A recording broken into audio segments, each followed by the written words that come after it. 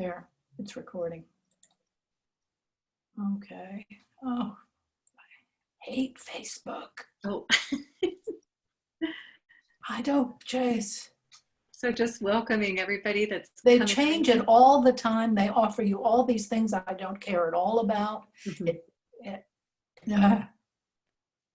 So again, just welcoming you as you're coming in from the waiting room into our virtual Sierra Club space.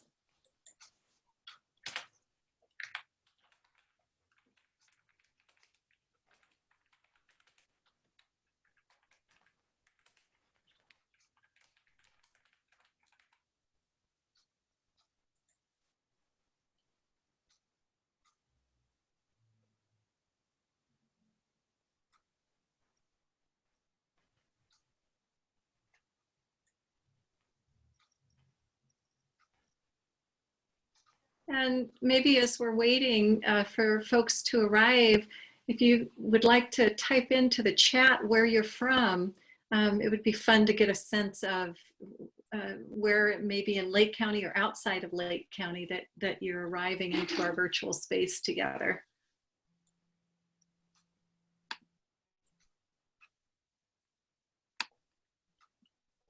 It looks like Will is from Kelseyville. I am on Cobb.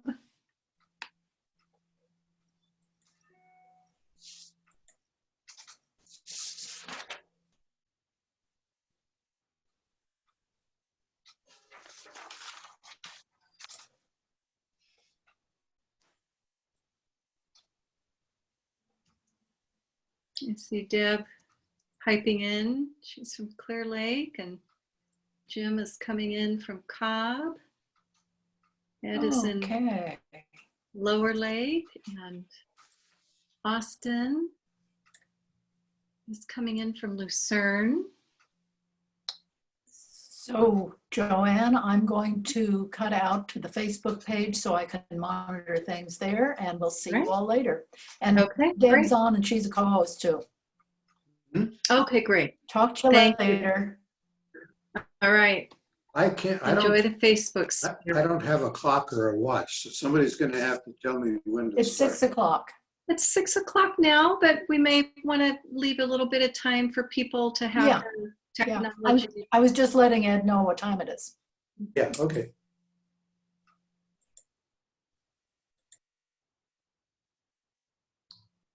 Joanne is the local host now. I am the one.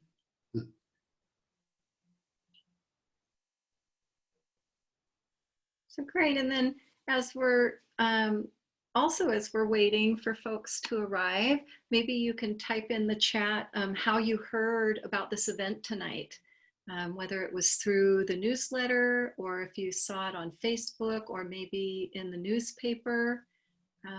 That's always helpful to know how information is most effective. So.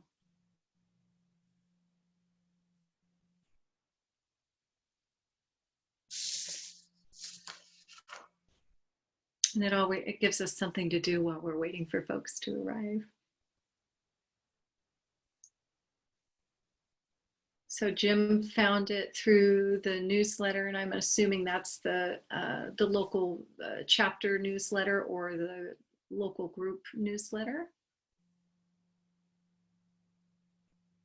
Great. Sophie, so Wilda, who is here, hi Wilda, shared the event with Sophie. She's a facilitator for the Blue Ribbon Committee for the Rehabilitation of Clear Lake. Hi Wilda. And Wilda is one of the committee members. So welcome, Sophie and Wilda. Thank you.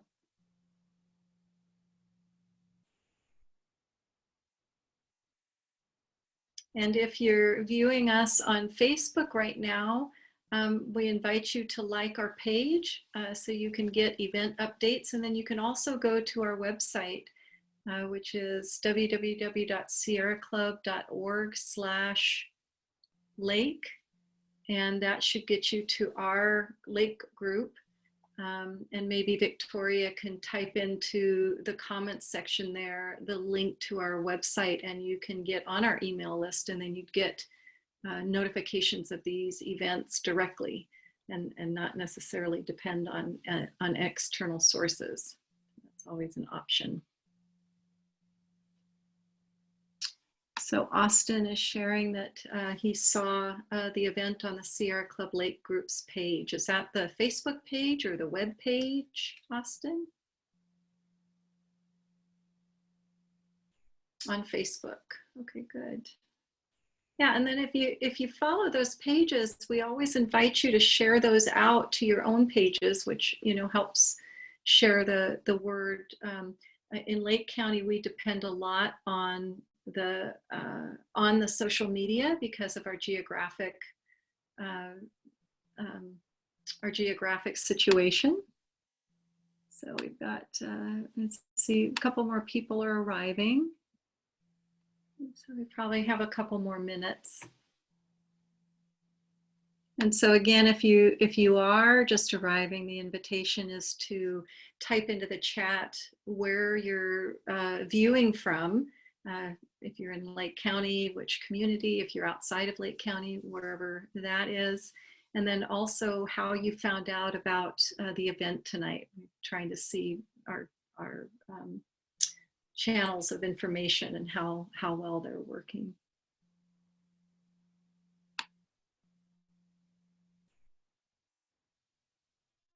And so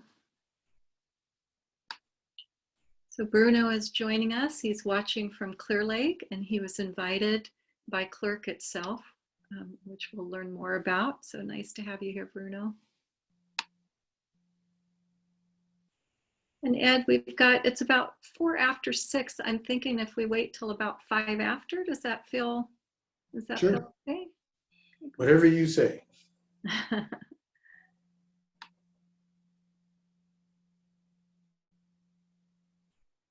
And Kathleen Scavoni is joining us. She's in Middletown, and she was invited through the Sierra Club Lake Group. So she may have gotten it through the email newsletters and the like.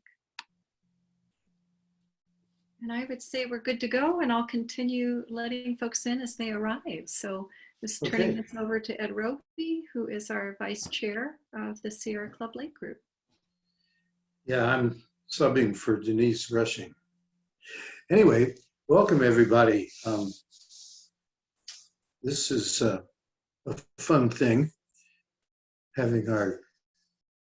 we have traditionally had our general meeting, where we have guest speakers, but this is the first time we're doing it on Zoom. So welcome, welcome. Before I introduce our guest speaker, I just want to make an announcement. Sierra Club has our calendars for next year available. $14. There's 2 types. There's the big ones that hang on the wall, and there's the small desk calendars. You can get them at Watershed Books, or you can get them through Victoria if you're in the South County. If you've ever seen the Sierra Club calendars, you know how cool they are. They've got wonderful, wonderful photographs. Okay, well, this evening, the Sierra Club Lake Group is hosting CLERC, the Clear Lake Environmental Research Center co-founder and executive director, Will Evans. Will co-founded CLERC in 2014 as a way to improve the economy and environment in Lake County. Prior to becoming executive director, Will spent nearly a decade employed in various resource management positions with the County of Lake, including Deputy Director of Water Resources, Associate Resource Planner in the Community Development Department, and the Compliance Coordinator for Special District. So this evening, we're very, very pleased to have Will here as our guest speaker. He's going to tell us about CLERC, their activities and projects in Lake County. So with that, take it away, Will. Yeah, thanks, Ed. Really appreciate the opportunity to come out and speak to the Sierra Club tonight. I'm one of those people, I work on CLERC all the time, and I never really know when a good point is to come up and tell everyone what we've been working on. So I really jumped at this opportunity to fill everybody in. I did a presentation, I think it was about 1.5 years ago in May 2019 to the Sierra Club. We were kicking off our lab project and doing some work with the Clear Lake Hitch and the Chi Council, and so I'm going to update you tonight on the lab, but then also talk a lot about our fire and forestry program. That's been a new program since I last spoke with the club. So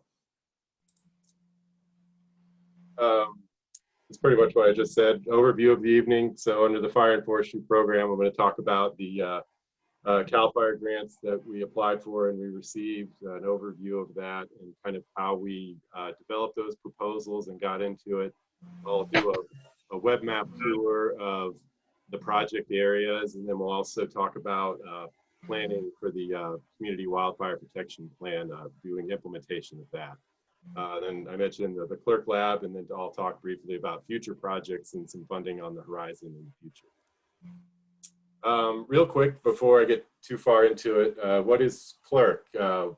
Our mission, we exist to bring science, education, government, and tribal business groups together to resolve issues involving Clear Lake, study the unique properties of Clear Lake and the surrounding area, and then coordinate projects and programs that focus on solutions to environmental and economic problems locally and worldwide.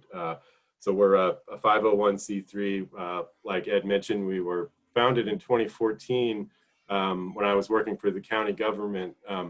We were always looking for ways to get extra money in for projects that were just a little bit outside of the funding that the county and the government had. So we thought, well, we'll make an entity that'll be the mission, is trying to bring in more funding for projects here in Lake County. We act as a collaborative umbrella organization. So we help a lot of other smaller organizations achieve their goals. And we're up to 3 employees now: executive director, administrative manager, and a senior program manager. So now I'll get into the fire and forestry program. Like I said, CLERC was awarded a $3 million fire prevention grant in March of this year for fuel reduction, workforce development, and planning future projects. So kind of how we got into this, it started in 2018. Well, before I get into it, everyone who's been living around here has sort of noticed we've been having a problem with big wildfires the last few years. So I'm not going to spend a lot of time talking about why that's a problem, but I will talk about the grants we're going after to help address that problem. So in 2018, CLERC board member and co-founder Carolyn Rattan, she successfully applied for a forest health grant for Harbin Hot Springs. And this was Harbin Hot Springs was impacted severely by the Valley Fire. And they, even 3 years after the fire, they were struggling to get their watershed restored. Still had a lot of fuel that needed to be reduced, and then had some areas they needed to do replanting and kind of in a managed sense, or else it was going to be a big brush pile that is likely to be a fire risk again. So they approached Carolyn, and she went after this forest health grant program that's funded through the Greenhouse Gas Reduction Fund, and wrote a grant about $400,000 for 500 acres of work and just on Harbin Hot Springs property. And they're about halfway through spending that money now, and it's been going very well. They've had a few hiccups here and there, which is due to the pandemic and whatnot, but that's kind of the boat that we're all in right now.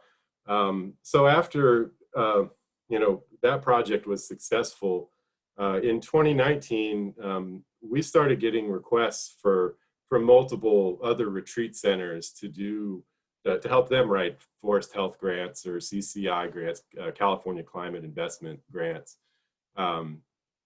So we sort of realized we had a lot of people that needed help, and then we attended a networking session in June at the Soper Reese Theater, where we screened a film called Wilder Than Wild. And it's an interesting film. I really recommend anyone who has about an hour and a half extra time, track that film down and take a look. But it was made by a documentary filmmaker who had a cabin outside Yosemite in 2013 when the Rim Fire started, which you may recall the Rim Fire was sort of the first of the mega fires that we've had in California. Burned, several 100,000 acres, tens of thousands at high severity burn. So this filmmaker, he was evacuated from his cabin and he just decided to start filming in 2013. And then that sort of led to him looking into why these fires were so big and intense. And then came to Lake County after the Valley Fire, and then, Santa Rosa area after the Tubbs Fire. And then it was published, I think in 2018 was when it was released. So, but talks about kind of the history of forest management has caused fuels to build up, and that in itself, sort of the hands-off approach, is a way that is a management decision in itself, and it's kind of resulted in buildup of fuel. So we sort of realized there was a lot of people that needed help. There's a lot of people in the community that were really active and interested in this. So we started kicking around this idea of, rather than submitting, 5 or 10 grant applications from Lake County that would all be kind of competing against each other, we decided, like, what if we all worked together and treated it more like a block grant, where you put multiple landowners and partners under one application, and it increases the budget and makes for a better project. So we had a meeting with CAL FIRE, the local CAL FIRE chiefs, on July 5th, and just pitched this idea, and we sort of were like, does this sound like a good idea? Does this sound like more trouble than it's worth? And Chief Mike Wink from South Lake County, he sort of lit up with excitement and said, well, this is quite a visionary idea. I think it's excellent. So that sort of flip a switch in my mind, and we were off with what we were doing. So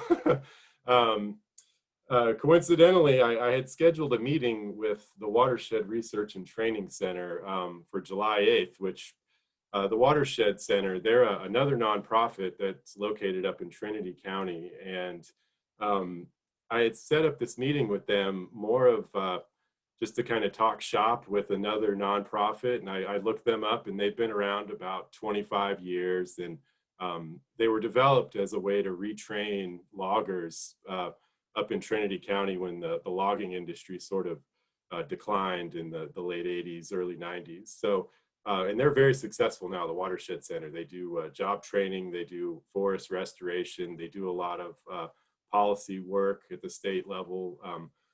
So I was just we'd set this meeting just to kind of see how they got off the ground. And coincidentally, they had just received a grant from the Department of Conservation through this Regional Forest and Fire Capacity Program.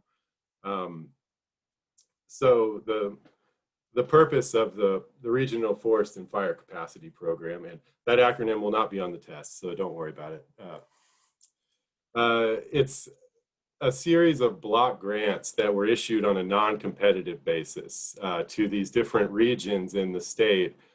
And the whole purpose of it, the guidelines are very open-ended, but it's intended to build capacity for larger projects and more work.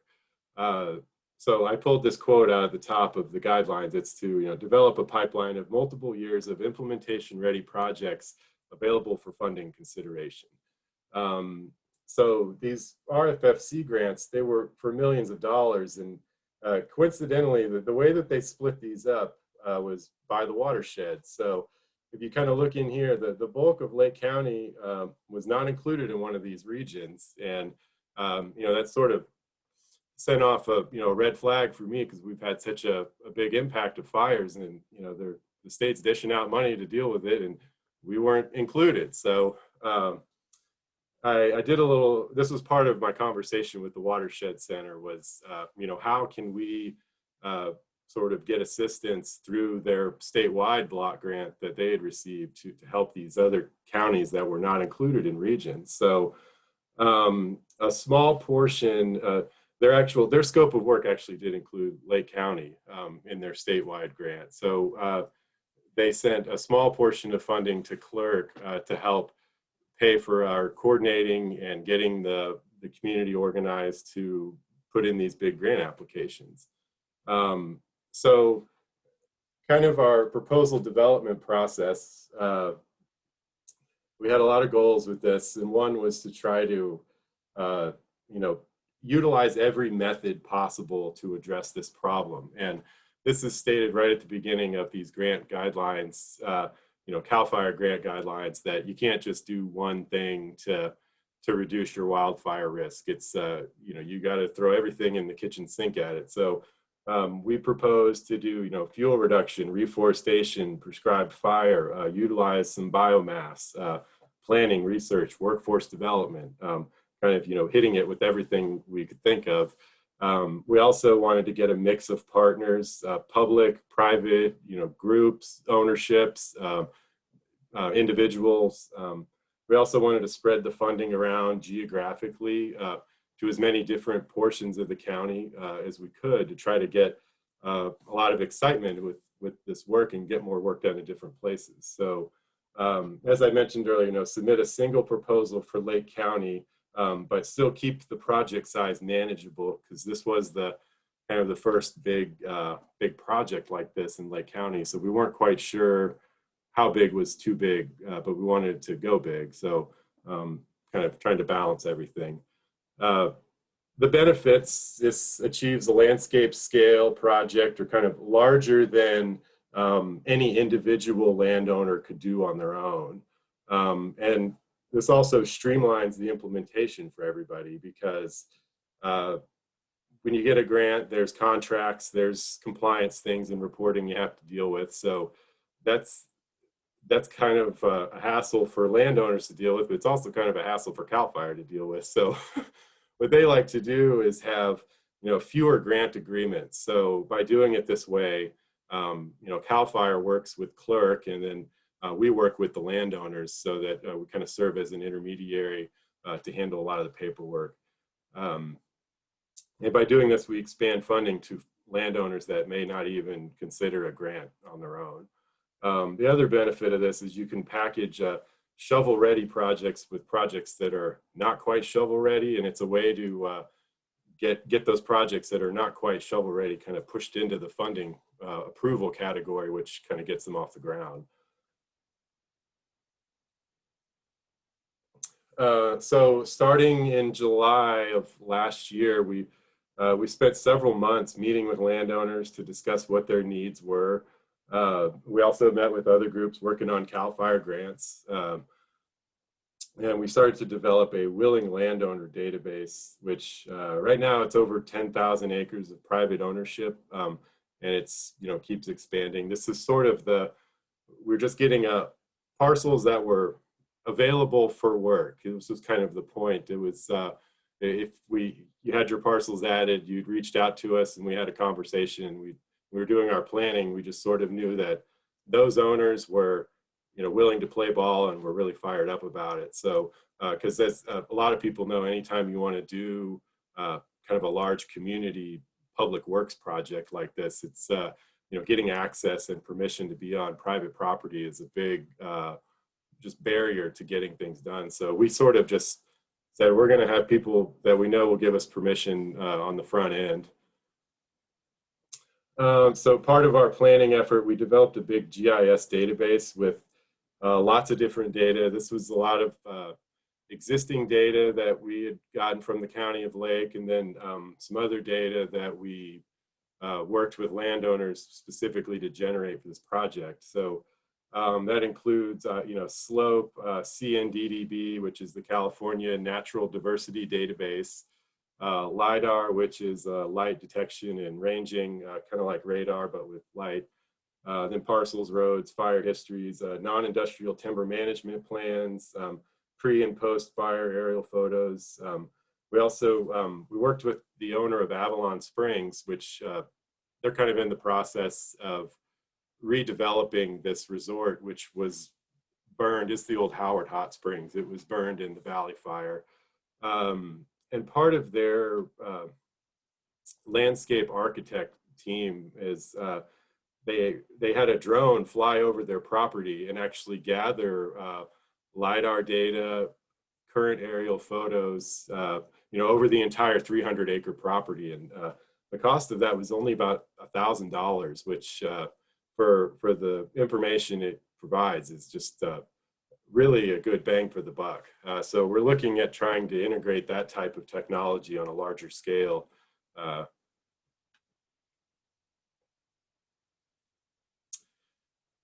Here's another quick map of what we put together for Avalon Springs. So this was their forest management plan.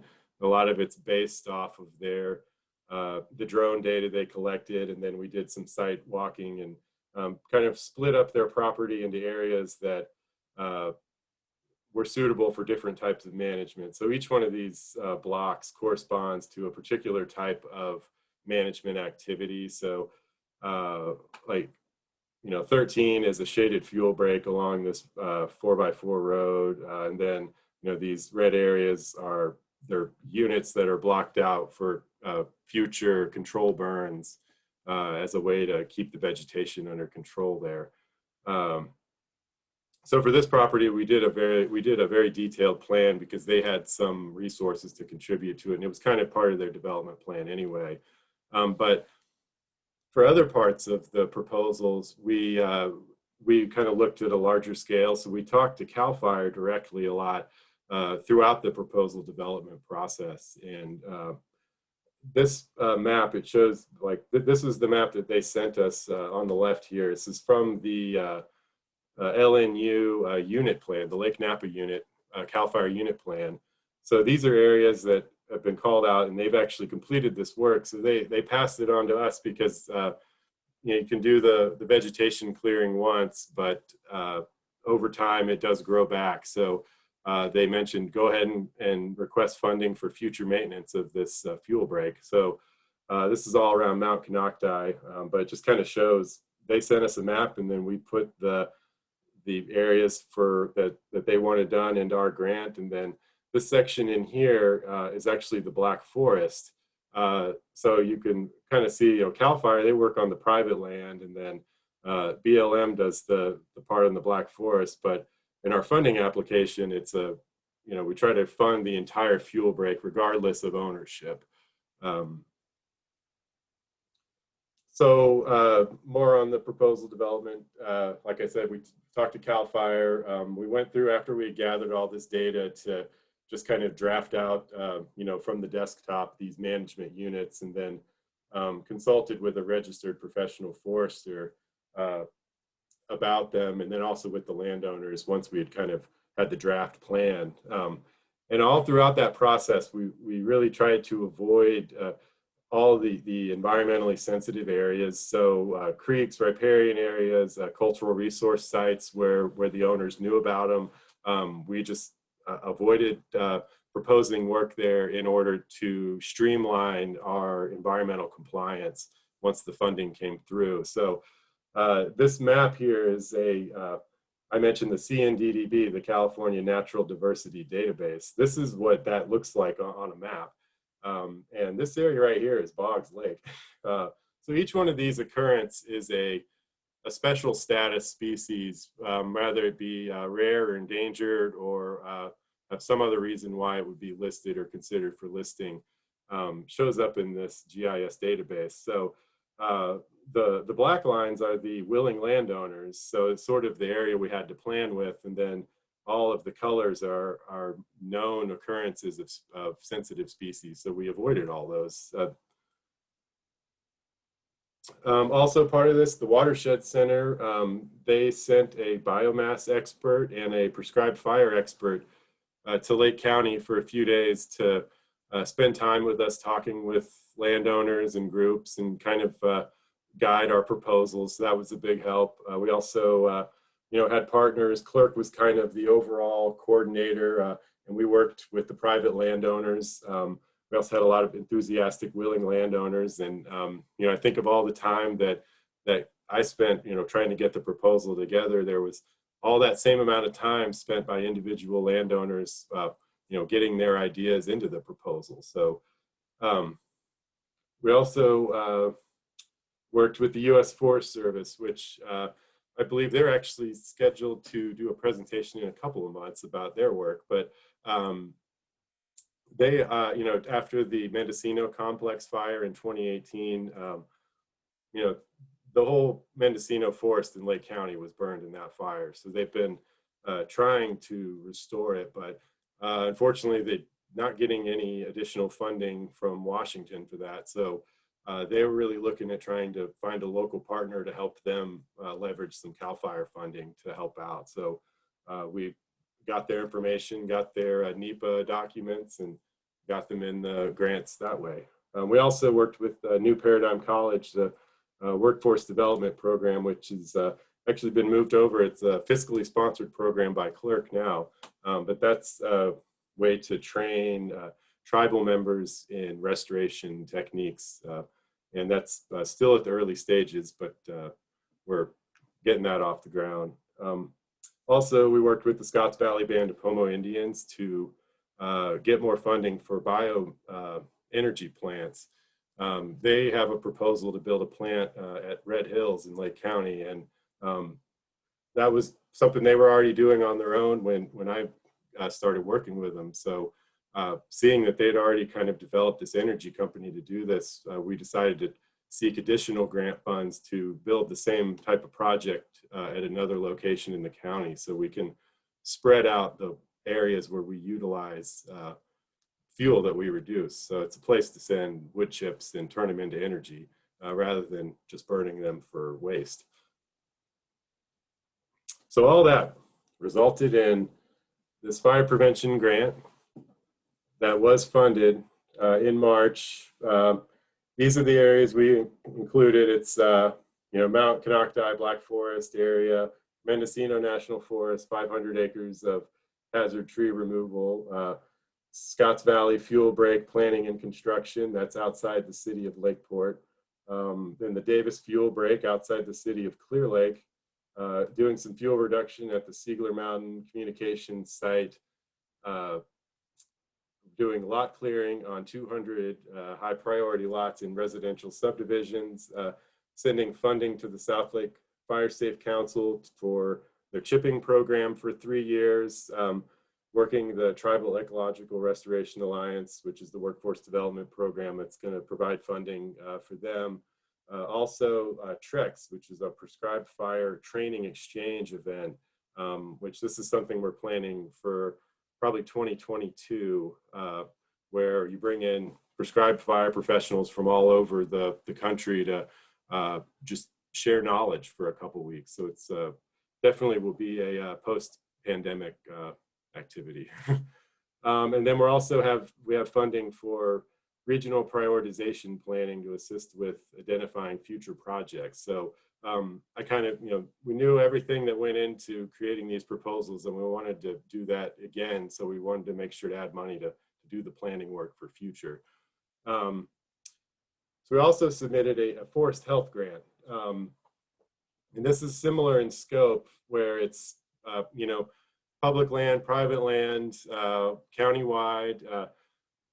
One of the things with this is we're actually slated to get funding for it in January of this year, but then the budget situation changed with the state due to the pandemic. So believe it or not, the state, they kicked it off out of the last fiscal year and it went into this one, and then due to the pandemic, believe it or not, the legislature actually did not renew the funding for CAL FIRE grants this year. So, just kind of let that sink in for a minute. That's how bad the things are with the pandemic, that, we're in the worst fire season that we've had ever, and they've actually pulled the funding from it.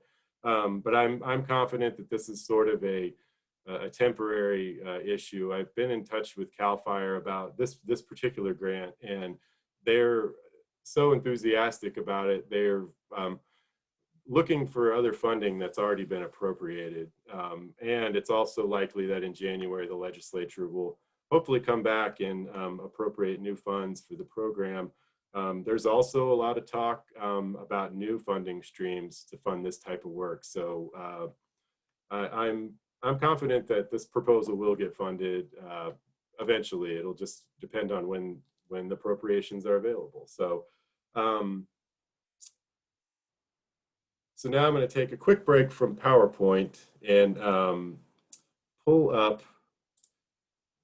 a web map to show you some of these areas. So if you want to find this map and explore on your own, you go to the CLERC website, clerc.co. Scroll down to the bottom. There's a block called Fire and Forestry Project Map, and my internet runs kind of slow when I'm on Zoom, so I went ahead and pulled it up. But so these are the project areas that I had kind of listed off before. So you can see there's, trying to focus on a lot of the areas that, North Shore, kind of working High Valley Road, and then the areas where the Mendocino complex fire, you can kind of see the burned area versus the non-burned area. So the yellow areas are the fire prevention grant. So yellow has been funded, and then orange, green, and red are the forest health grant, which is funding pending. So, along the North Shore, we're going to be doing a lot of hazard tree removal along High Valley Road and areas of Forest Service maintenance along the road. And then for the Forest Health Grant, we're going to be doing ladder fuel reduction in areas that have not been treated, but also not burned. So all of it's trying to sort of reinforce this area in the hills above Lucerne, where you can see the parcels, get pretty dense. Trying to just keep fires from blowing in from the forest and fires running up to the forest from the town.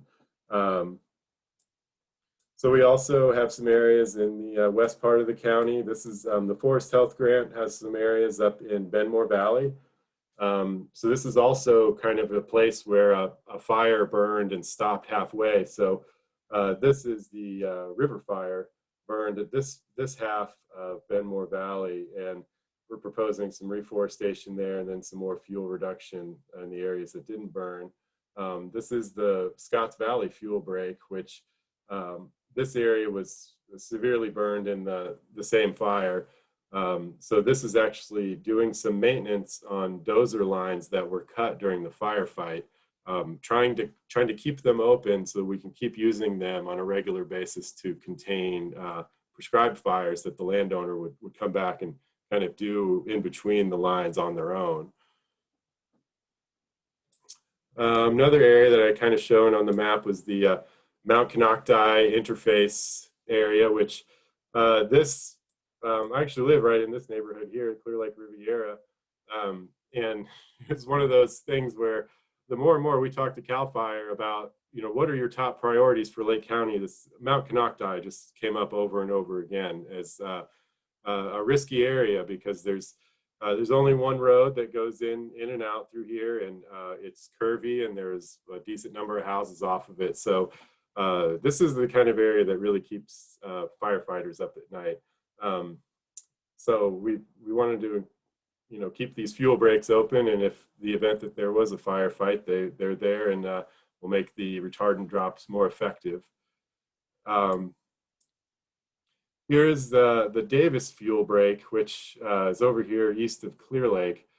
As proposed, we proposed about a 30-acre fuel reduction area here, but now that we've actually spent more time talking with this landowner and some of the other owners up here, which this is actually BLM land in this area, and the county landfill is right in here, just kind of get your bearings. But this area has been also severely impacted by fires going back to, I think, 2012 with the Walker and Y fires. But since 2015, these dozer lines through here have been recut every year, at least once. And that's responding to fires. They were just cut again a couple of months ago during the LNU complex fire. So we've been talking with this landowner and the partners here about trying to retool this fuel reduction area as more of a dozer line maintenance project that we could then come in and do more prescribed fire with future funding, or have it with the landowner just kind of do it on their own as a cooperative type thing. This is the Cobb Mountain area. And as I mentioned from that CNDDB map, this is Boggs Lake. So there was all those colorful circles surrounding Boggs Lake. So we sort of tried to thread the needle through these sensitive habitats across Cobb Mountain. And this area, this is Harrington Flat Road. which anyone who's been down Harrington Flat Road, you know, it's one of those roads that the county doesn't actually own the right of way. It has a prescriptive right of way. So they only clear to the edge of the pavement. So you drive through sections and it's, you know, wall to wall manzanita bushes. So one of the landowners we talked with owns all of these parcels here, both sides of Harrington Flat Road for hundreds of feet. So we decided to put in large, you know, shaded fuel breaks here, try to reduce the fuel back away from the evacuation route. And we've kind of applied the similar concept in lots of areas. This is Rockies Road at the Cobb Mountain Arts and Ecology Center. This is the Fox Drive neighborhood. And we're proposing to do a shaded fuel break off of a dirt road that's behind their neighborhood as a way to provide a secondary access in the event that they're having to evacuate a wildfire. Kind of cruising over to the other part of Cobb Mountain. This is Ciegler Mountain here. This is the Ciegler Communications site. CAL FIRE has a radio repeater up there that they want to make sure it's functioning during fires. So we're doing some fuel reduction around that. We're also doing proposed fuel reduction in the hills, kind of uphill of the Loch Lomond subdivision area. And then this over here is the Mountain of Attention property, which we've worked with Larry Rugoff, their land manager, fairly extensively on all of these grant proposals. And the Mountain of Attention was mostly burned in the Valley Fire. So they've worked with the NRCS and some other programs to do replanting, and they still have a lot of work to do. So we're going to get some funding for them. And then this is Avalon Springs, like I mentioned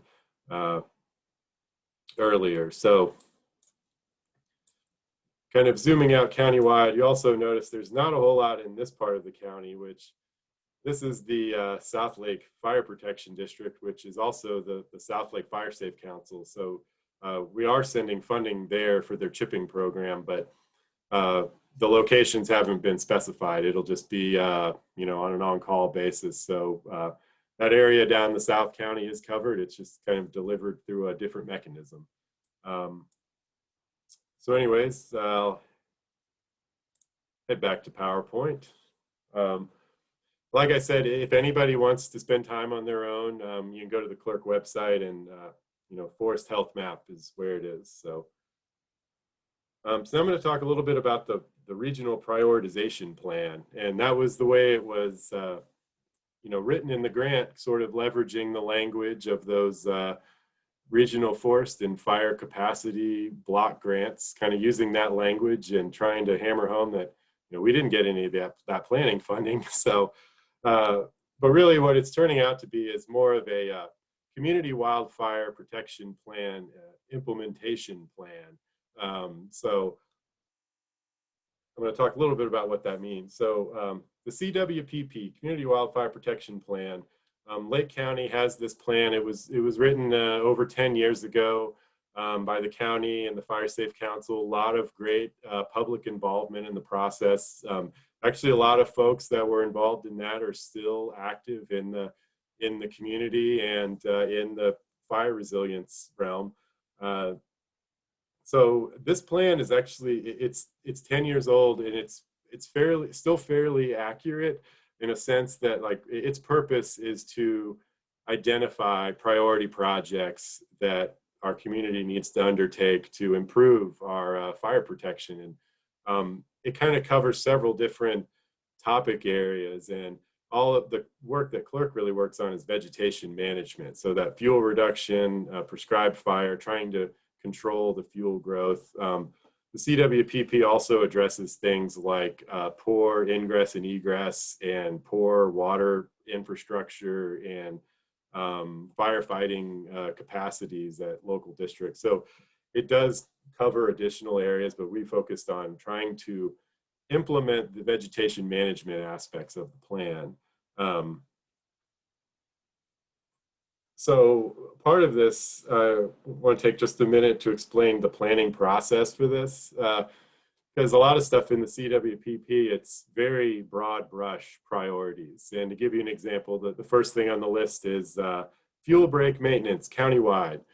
It doesn't say how far or how wide, how many acres, where they are, or anything like that. It just sort of puts it on a list and then it's done with it. So, but what actually goes into a project? So it starts with planning, and then planning is sort of where do we need to do work, and then when you find out where you need to do it, you have to work with that landowner to actually figure out what type of treatments they want, because whether it's a public owner or private owner, group owner, they're the ones that ultimately have the say in what they want, how they want the treatments done.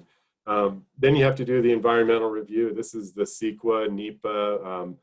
Typically, biological and cultural resource issues are the ones that are going to, cause issues for these type of projects. So having that in mind as you're planning them out helps streamline them in the future. So funding is the other part of this. This is the actual writing a grant, figuring out what the budget is, get the letters of support, kind of the mechanics of financing it. Then there's the actual implementation, the boots on the ground work, and that includes marking trees that are going to be cut out. If there's any kind of bird surveys or sensitive species surveys that you need to do, that's part of that implementation. Then you have to hire the contractors and verify the work's done. Then after that, it's monitoring, and monitoring sort of leads into planning out your next series of projects. So you're never really done with it, but there's a lot more to it than simply saying, let's do work up there on the hill. So part of this, this is the map from the Community Wildfire Protection Plan, the priority areas. And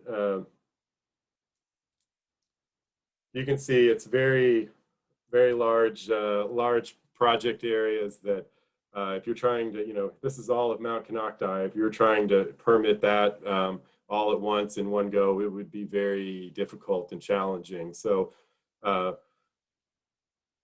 large part of what we're doing is sort of updating the CWPP priorities based on what has changed, but also sort of acknowledging that a lot of the priorities haven't changed.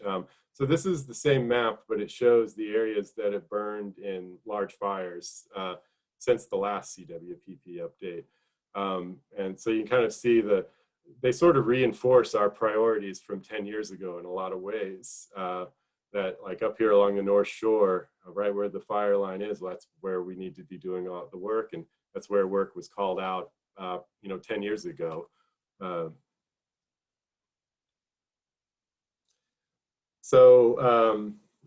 As I mentioned, part of what we're doing is trying to turn these large priority areas into actual management units and actually see what the status is right now, how thick is the vegetation, the very, parcel level, and then trying to find out, group these into logical management units.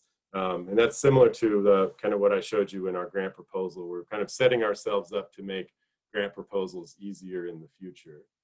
So here's an example of the priority as listed in the CWPP is fuel reduction down Soda Bay Road for 8 miles. And what we're doing is actually going down the roads and seeing where work has been done. And there are sections where work has been done and it stops and then it starts up again. And a lot of that has to do with who owns the land and if it's an association or a resort or something. They all sort of manage it themselves, but it's up to the public to really make sure that that evacuation route is clear if we need it. So actually laying out in detail smaller management units is going to help set us up for better high quality grant projects in the future.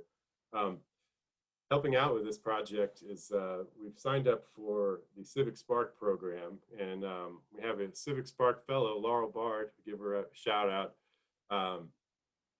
She's been a tremendous help on this, and kind of Civic Spark, we sign up. It's intended to build capacity at local governments in disadvantaged communities, and a lot of it's meant to respond to climate change and kind of new issues that are popping up on the horizon. And you know, fire resiliency is a big hot button issue for us in Lake County, and we have kind of struggled to organize and build capacity to get more done. So Laurel's been helping us work with the Lake County Community Risk Reduction Authority and also the Lake County Resource Conservation District as our two public agency beneficiaries. And we're sort of getting everyone to work better together. And it seems like we're at the point where we're almost gonna, like, I don't know, reshuffle the deck and realign ourselves as a community and actually, you know, get more work done. So Laurel's going to be with us until July of next year, and potentially we'll have you know, keep going and have another fellow, you know, in the future if there's public agencies that want to have the benefits of it. So another part of this fire prevention grant is the funding for lot clearing on 200 high priority lots within residential subdivisions. And I put that in quotes because that's actually how it's written in the grant. So the specific lots are not called out. And the reason we put this funding in the grant was back again talking with the local CAL FIRE chiefs about priorities. One of their big concerns was that you know, we spend a lot of time working on these fuel breaks around communities, but what happens if a fire starts within the community? And you know, that's up to you know, the lots kind of maintaining defensible space. And there's a lot of different agencies that work on that topic. You know, HOAs, code enforcement. So we're hoping to sort of leverage that process. And then one of the things Laurel's doing is mapping out all our community areas and existing landowner support programs. So, you know, like I said, I live in the Clear Lake Riviera, and our HOA this year, they had a chipping program twice this year where we just sign up and then they come by and chip our pile. And we started looking around. I think we're going to identify at least 1 or 2 communities that don't have that. And then we're going to hopefully use some of this funding to set up a new type of chipping program or landowner assistance program in an area that doesn't have it. So pretty excited about that. And then this, I think, is my last slide about the fire and forestry program. This is another grant that we've gotten pulled into a partnership working with a 4-county region that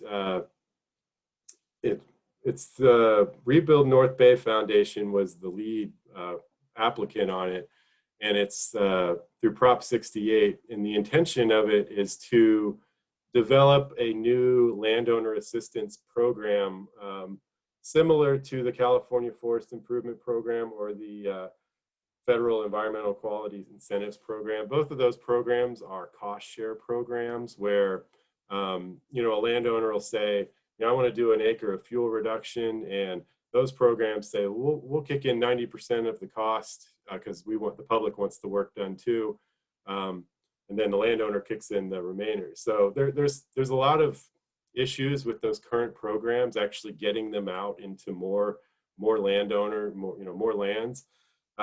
So we're working with this 4-county area to develop a new program like this, and the state CAL FIRE is really interested in seeing what we work out between the 4 counties, and this is Lake, Napa, Sonoma, and Mendocino.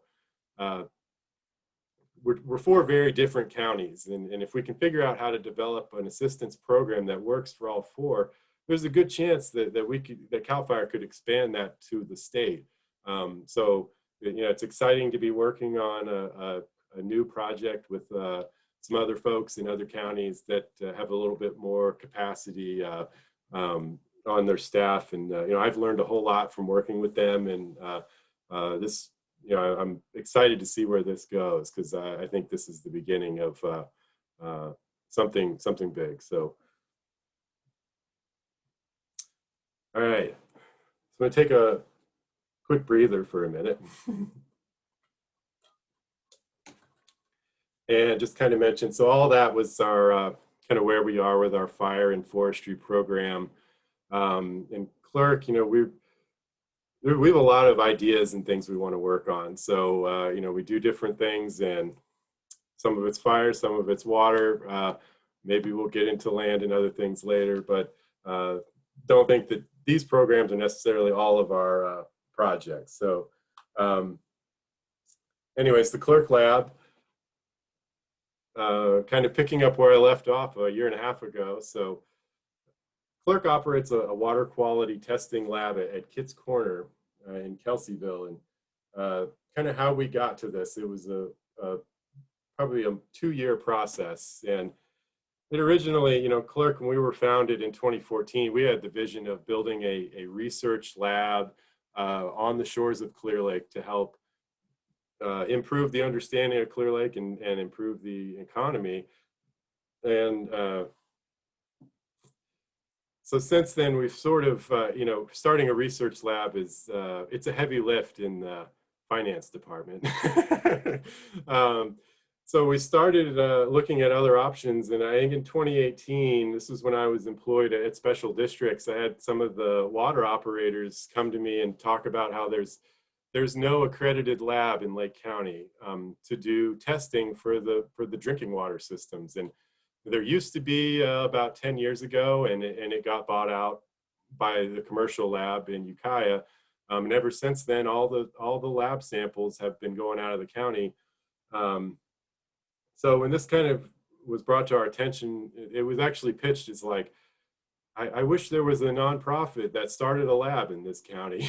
And so I started thinking that, and we wanted to do a research lab. And there's some differences between a research lab and an analytical lab. For starters, analytical labs that are intended for public health purposes, they're highly regulated by the state. There's some EPA rules also. So there's a process you have to go to set one of those up. Research lab, on the other hand, there's no accreditation process for a research lab. It's largely up to the responsibility of the lead investigator to have their work peer reviewed, and that's how that work is reviewed. So there's not a process for having a research lab accredited the same way there is for an analytical lab. So when I was looking into this, I actually checked in with one of my colleagues who works in South Carolina, and similar to me, he runs a GIS mapping company, and he's done some work with water sampling and stormwater. And so I was talking to him about this idea, and he said that they used to use a commercial lab, and then they started sending their samples to the university lab. And saying, oh, the university research lab started doing analytical work to help, pay the bills, so to speak. So we started taking that idea and kind of flipping it around, and we'll do an analytical lab that'll grow into research purposes. So part of why this is needed in Lake County is there are over 90 public drinking water systems. And this is maybe typical of a rural area, but more urbanized areas, there's one giant utility that kind of handles everything. And there's a giant utility, they can offset the cost of having a lab and dealing with all of that on their own. But in Lake County, we have 90 plus drinking water systems and 25 wastewater dischargers. So it's very spread out, and there's not that economies of scale for any one of those one utilities. So now we have the only accredited lab in the county, and we've been working. We opened in July and been doing some samples for the city of Lakeport. So as I reiterated back in May of last year, the goals of why we're doing this is provide a local lab that can serve all the drinking and wastewater utilities and help them maintain compliance and provide better service to the residents of the county. Because one of the big things that comes up with the type of tests that we do is operational work. So if there's a maintenance work or a water main break, anytime pressure is lost in a water line, they have to issue a boil water notice to all the residents. And then they can't lift that boil water notice until they've disinfected the line and then got the lab results back to know that it was clear. So one of the situations that I kept hearing about was you have a water main break on Friday, that boil water notice is going to sit around until at least Monday in Lake County and until the CLERC Lab. So it's a way to just, you know, smooth things out, not just for the water operators, but for the residents that have to deal with that type of thing. So also the goal of this is to kind of plant the seed for a research lab here in Lake County, hoping to support the Blue Ribbon Committee for rehabilitation of Clear Lake, and also create local jobs, grow the economy by keeping the utility ratepayer money local. And that's money that people pay, you know, people pay their water bills, and then the water utilities have been sending it out of the county, but now we give them an opportunity to spend that money in the county. So obviously we want to help develop the lab analyst profession for students attending Lake County colleges. Currently, if you want to get into the lab analyst profession, you have to leave the county. And then create a positive economic development in the vicinity of the lab. You know, keep those ratepayer dollars local, and then hire people, and then those people will spend money local. So keeps everything local. So CLERC Lab, current status, we are open. If you're interested, if you run a water utility or you're curious where your water samples are sent for your drinking water utility, you can call your water company and ask them, and please send them to our lab. Here's our email address and our phone number. We offer total coliform and E. coli testing for drinking water and wastewater, and that's presence, absence, or enumeration. We're also set up to report drinking water results directly to the state, which is for those regulatory tests that drinking water does not let the water companies report their own lab results. So we report those on behalf of the lab and behalf of good separation of powers. So direct benefits of the lab, you get expedited lab results. We also keep that ratepayer money local.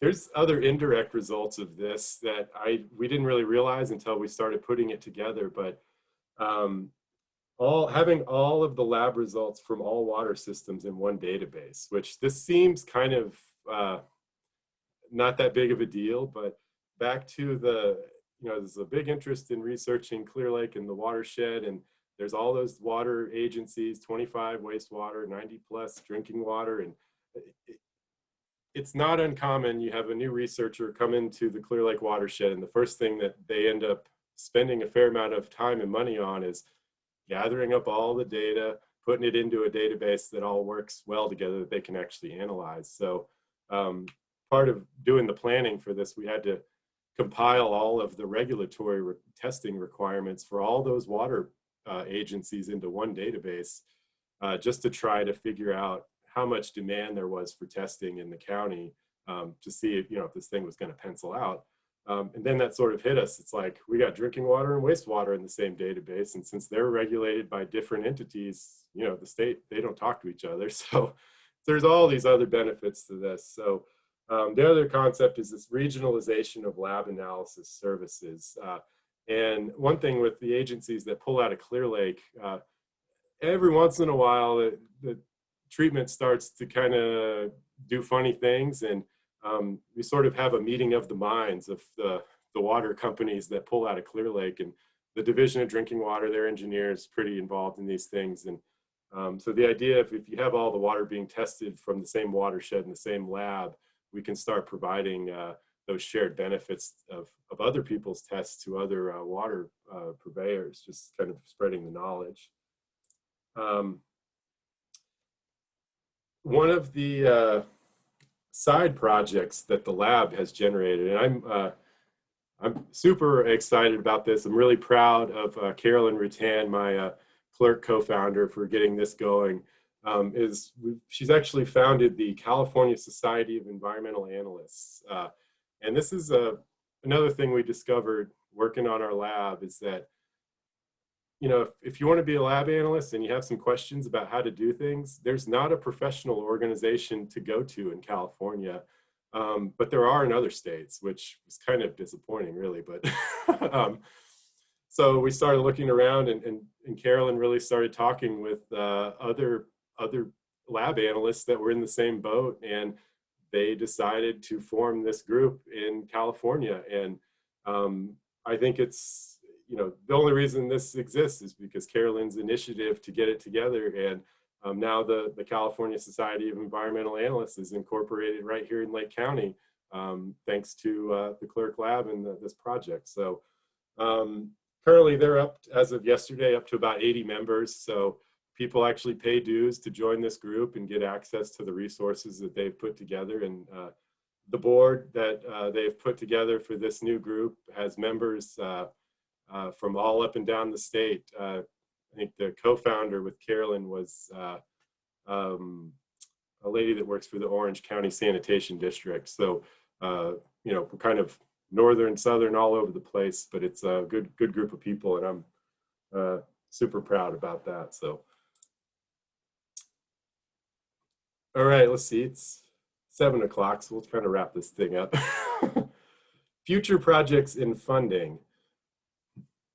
One of the new projects that sort of popped up just the last couple of months is that the U.S. Geological Survey is conducting their first formal update of the Clear Lake volcanic field. They're doing a study update for the first time in a long time, and they've reached out to CLERC to help out. Actually, CLERC board member David Adam, who's retired from USGS, he spent some time with them a few weekends ago, looking around the county and talking with them, and they're interested in having a local partner to help with some public outreach about their studies. So we're looking at partnering with them on that. But I get a kick out of these pictures here, because you look up the Clear Lake volcanic field on USGS's website, and these are the official photos from their investigation. And I was looking at this, wondering where that power line is that cuts down from the mountain on Mount Canocti. And then I started wondering,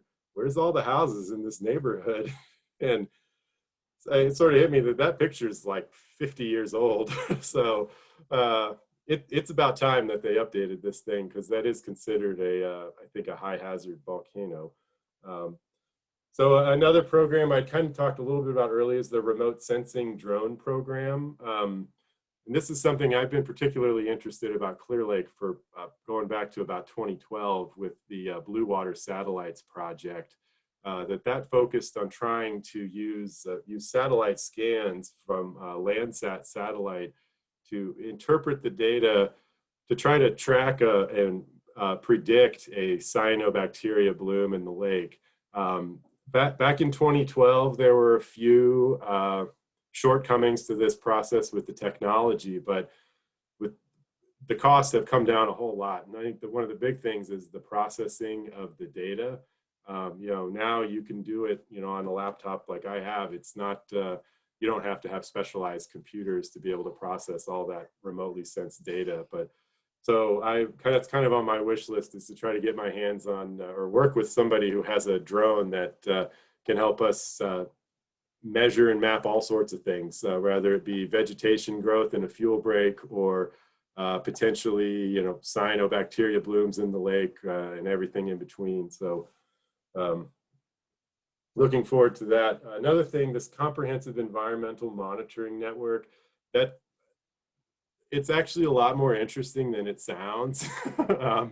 But the big thing with that is I've, like I mentioned, having all the data in one place for people that want to study Clear Lake is really important, because that's money for research that they don't have to spend. So, and CLERC, we've sort of, we have our forestry work that requires monitoring. And then we also have our lab, where we're producing lab results that are specific to certain points in the watershed. And we'd like to eventually compile all this information into a comprehensive monitoring data set, so that it can be used by anybody that needs to do research or land management type stuff. So this is also a recommendation from the Blue Ribbon Committee, I think, with their first year report to the governor and the legislature, to have a comprehensive framework for monitoring data. The other thing that I want to work on is funding coordination with the Blue Ribbon Committee for the rehabilitation of Clear Lake. Something, I mentioned earlier that CLERC, we submitted a $5 million grant, and it was basically ready to go until the pandemic pulled the rug out from under it. The Blue Ribbon Committee, they actually were ready to go with about $4.5 million of research work for this year. And it was after 2 years of really building up to get it all together.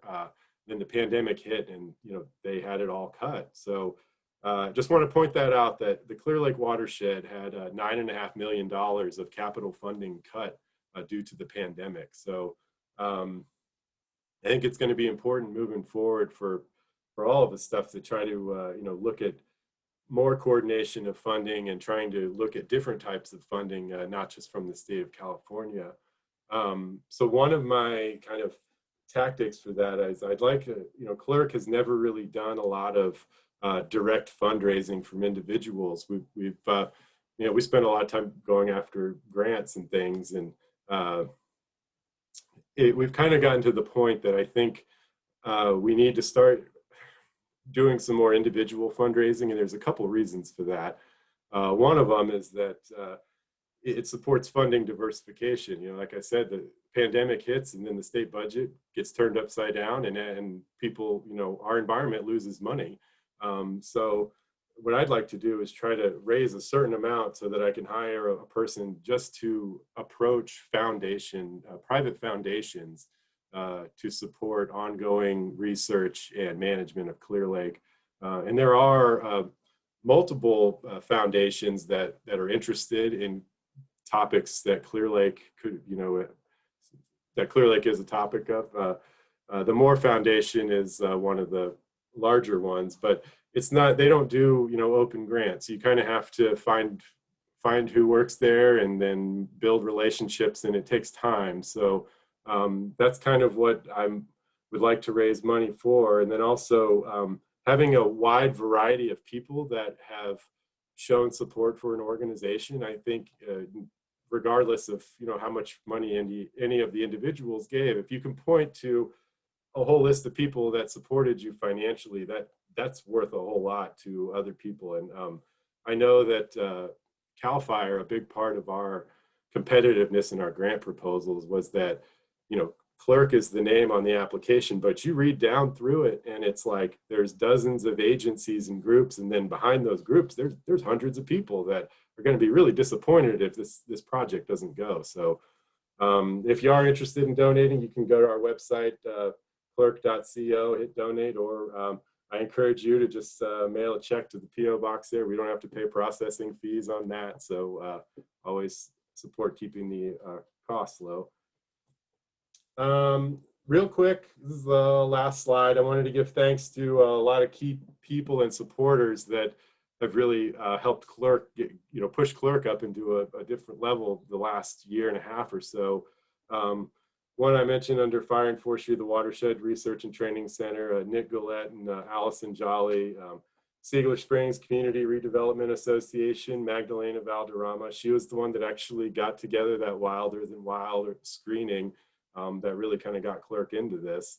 Then Firewise Landscaping, Larry Rugoff, as I mentioned, he manages Mountain of Attention, and he spent a lot of time helping us figure out what type of treatments to propose at different types of land.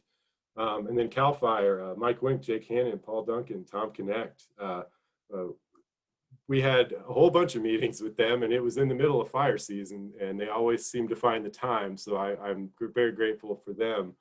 Mike Wink actually, we scheduled a meeting, and Sunday morning at 9 o'clock on his day off was the only time we all were available. He actually came in on his day off to meet with us. So I really appreciate that.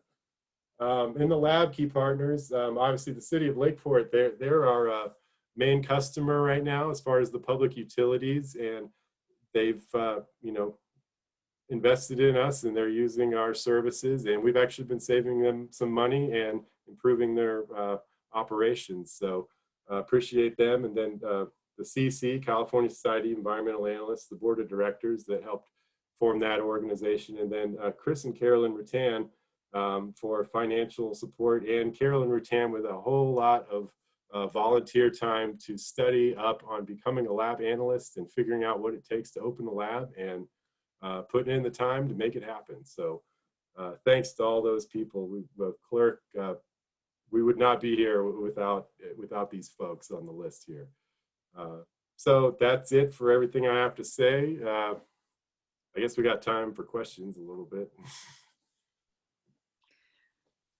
Well, thank you so much. We've had a question come in from the Facebook feed, but if you do have questions for Will, you can type them in the chat, and he can take a look at those. And again, thank you. It's immense what you've undertaken and what you've been doing. Thank you so much for doing that. So the question that's coming in from Elizabeth Larson, she asks if part of the fire reduction work above Lucerne includes maintaining the fire breaks from the Mendocino Complex fire. The short answer is yes, and it's not, maybe I could pull the map back up.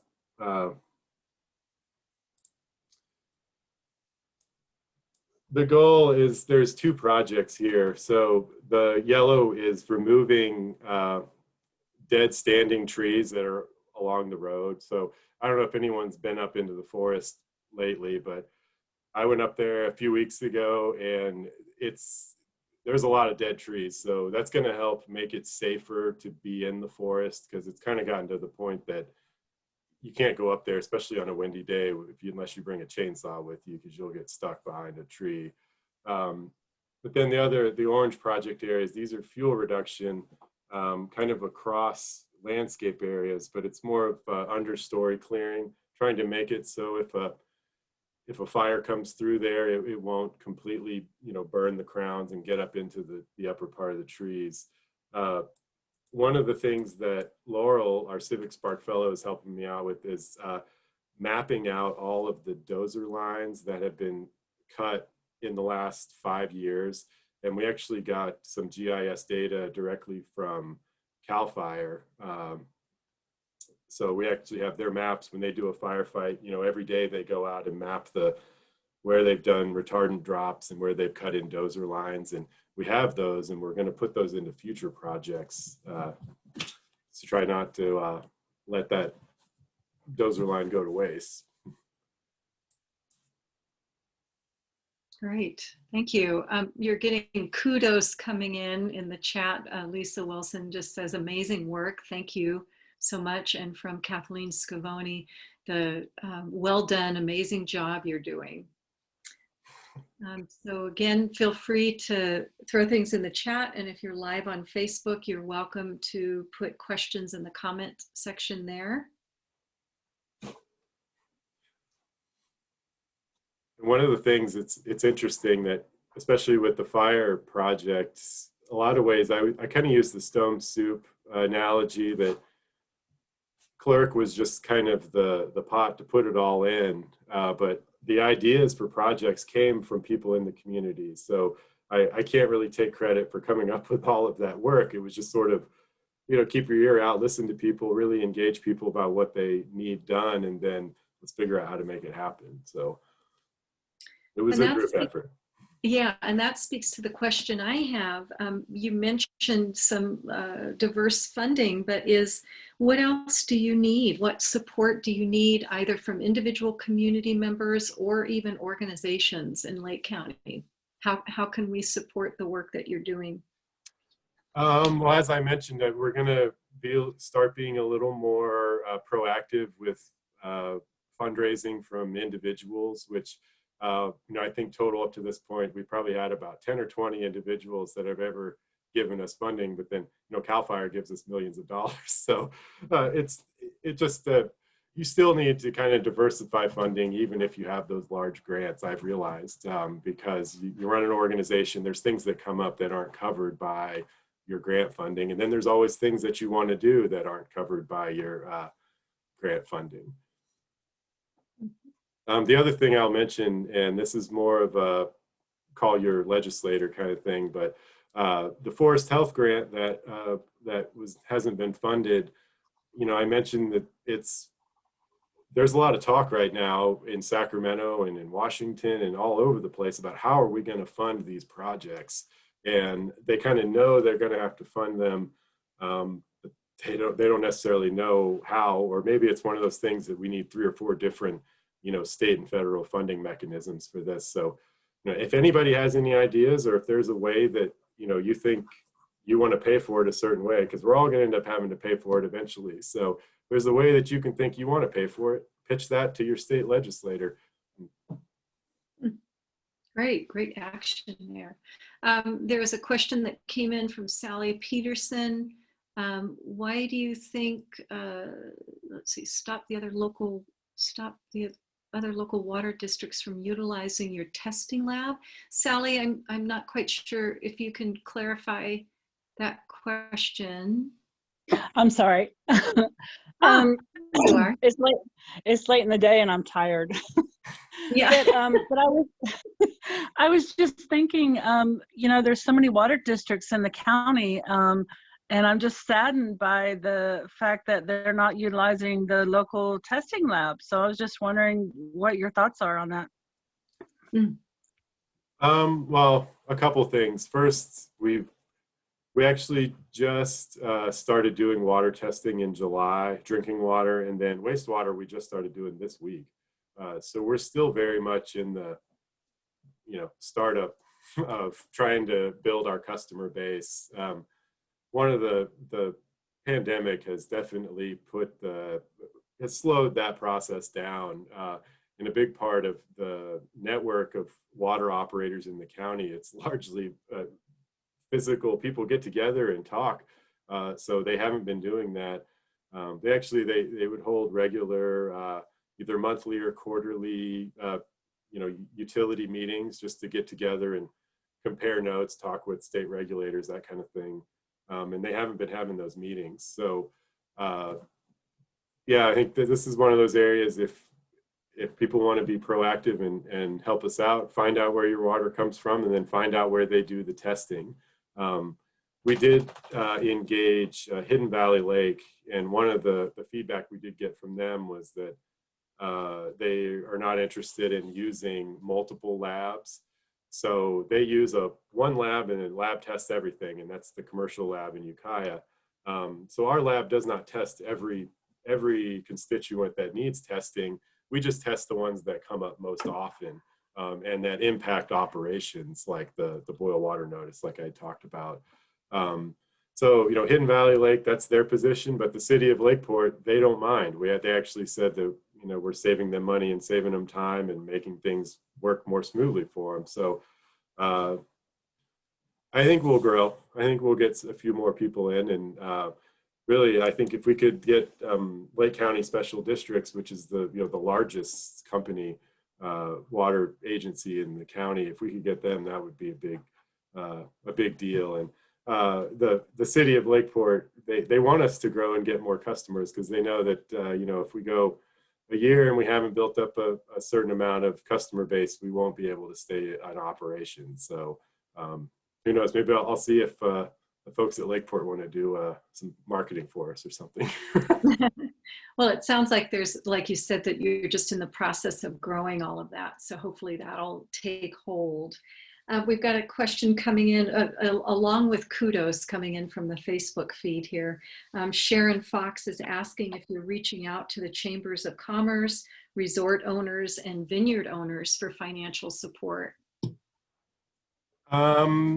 Not directly, although a lot of, you know, we do have a lot of retreat centers in our Forest Health Grant, although we found a lot of them are nonprofit retreats. You know, they're nonprofits themselves, and they operate off donations, and they don't necessarily have resources. So which hits why they kind of need Forest Health Grants and support for them. So I guess the short answer is no, we haven't really engaged a lot of those industry folks. So if somebody has a connection they'd like to share with me or set up a meeting, I'm happy to meet with people and share our mission and see if there's anything that they'd like to support.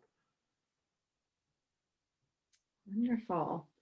I'm not seeing, let's see, we've got another question in from Deb Sally. She asks what is the cost per test? And my guess is that she's asking like, there's a lot of individual property owners that are on well or on spring, and maybe they also could utilize your services as well. For drinking water, the presence absence is $40. And then the enumeration is $60. And if you want it rushed, meaning I think normal turnaround is 5 days. If you want it rushed, it's $25 extra. And then I think we can get it maybe in 1 day. And wastewater, I think, is $56 or $59. I'm not the lab manager, so this would be good questions for Carolyn. Okay, great. And I think Deb is asking specifically for Sunrise Shore. Is that true, Deb? Is that your question, or do you think? I'm assuming that it wouldn't matter depending on which community you're in, but she's asking for Sunrise Shores. Yeah, they got community water there. Yes, it's the same price for the test. It doesn't matter what where it comes from. Okay, great. And Sally Peterson is asking if you will be posting your slides from tonight to your website, but you are recording as well as we are recording. So I know that we're gonna have access available to it, but Will, do you want to speak to that? Yeah, I'm doing a recording so that anyone wants to watch this again later or pass it on to someone else is welcome to. And I'll post the slides up on CLERC's website too. Okay, great. And then coming in from Sharon Fox again from the Facebook feed. Love having that we've got Facebook and people that are in the room here. So she's saying, do you mean to say that Mount Konocti Water does not get their water tested by you? They get it tested outside of the county? Yes. Yeah, so I imagine that you're in the process of approaching the different water companies around the area. Yeah. And you can call your water company and tell them to give us a call. That's probably the best thing you can do to help us out with with that realm. It's one thing that I think about what it's like to run a water system, which is very, it's very systematic and institutional. You don't make a lot of changes very quickly, and it's like that for a reason. And then we've been working through the pandemic the last few months, which makes, there's been kind of an extra set of things on everyone's mind. So I guess it doesn't really surprise me that we've made several calls to a lot of these systems, and it's we'll get to it when we get to it, because they're just not in the mood to make changes right now. But yeah, we'll get there. It'll take a little bit of time, but we'll get there.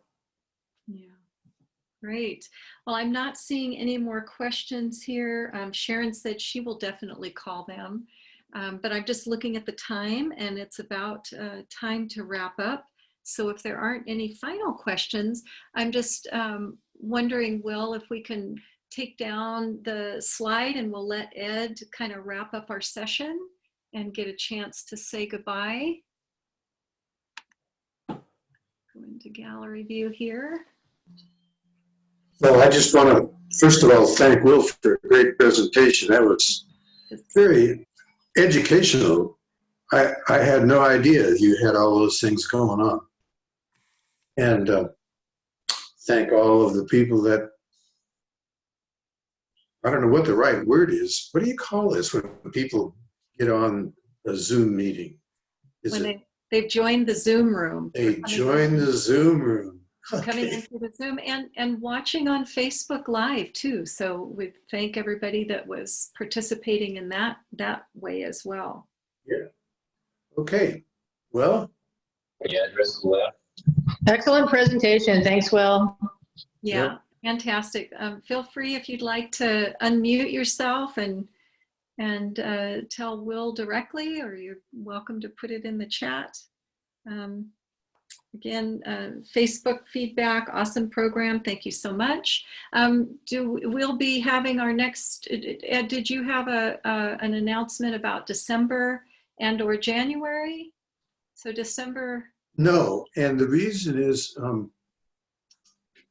we're still working out the date on the January meeting. Started off, we were looking at the 21st, and now we're looking at the 28th.